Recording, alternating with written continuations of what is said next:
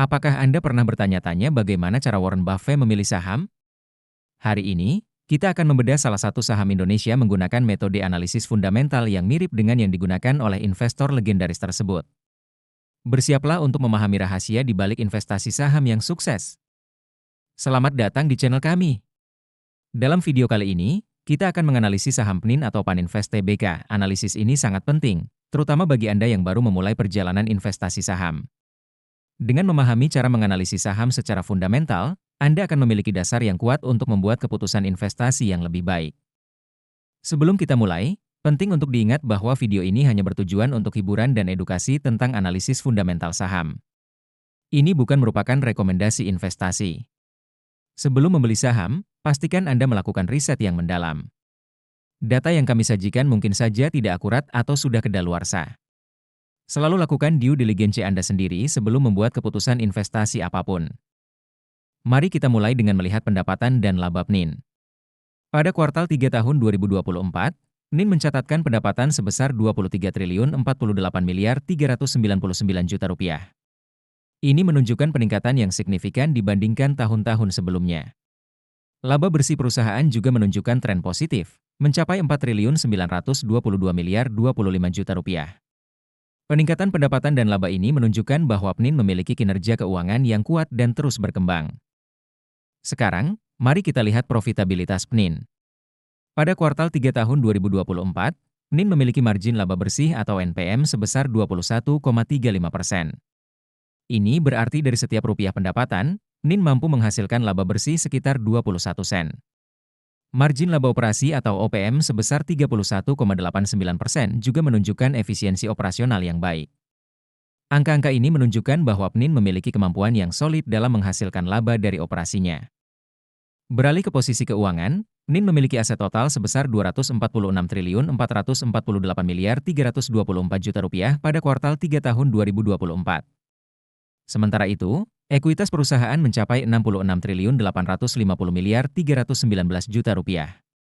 Peningkatan aset dan ekuitas ini menunjukkan bahwa PNIN terus memperkuat posisi keuangannya dari waktu ke waktu.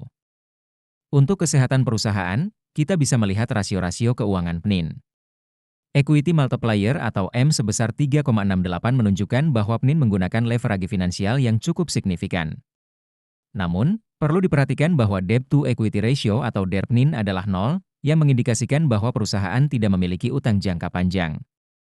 Ini menunjukkan bahwa PNIN memiliki struktur modal yang sangat konservatif dan risiko finansial yang rendah. Dalam hal manajemen perusahaan, return on equity atau ROE PNIN pada kuartal 3 tahun 2024 adalah 10,99%, sementara return on assets atau ROA adalah 2,98%. ROE yang lebih tinggi dari ROA menunjukkan bahwa manajemen PNIN efektif dalam menggunakan ekuitas pemegang saham untuk menghasilkan laba. Tren ROE dan ROA yang meningkat dari tahun-tahun sebelumnya juga menunjukkan perbaikan dalam efisiensi manajemen. Sebelum kita lanjut ke valuasi, jangan lupa untuk mengunduh chat sheet investasi saham kami dengan mengklik link di deskripsi video. Sekarang, mari kita bahas valuasi PNIN menggunakan metode PE/BEN. Berdasarkan data yang kita miliki, rata-rata PE/BEN PNIN adalah 6,93. Dengan harga saham saat ini sebesar Rp1.135, nilai wajar PNIN berdasarkan PE/BEN adalah Rp454. Ini menunjukkan bahwa saham PNIN saat ini diperdagangkan di atas nilai wajarnya dengan margin of safety negatif 59,93%. Selanjutnya, kita akan melihat valuasi menggunakan PB/BEN. Rata-rata PB/BEN PNIN adalah 0,19. Dengan harga saat ini, nilai wajar PNIN berdasarkan PB/BEN adalah Rp1.048.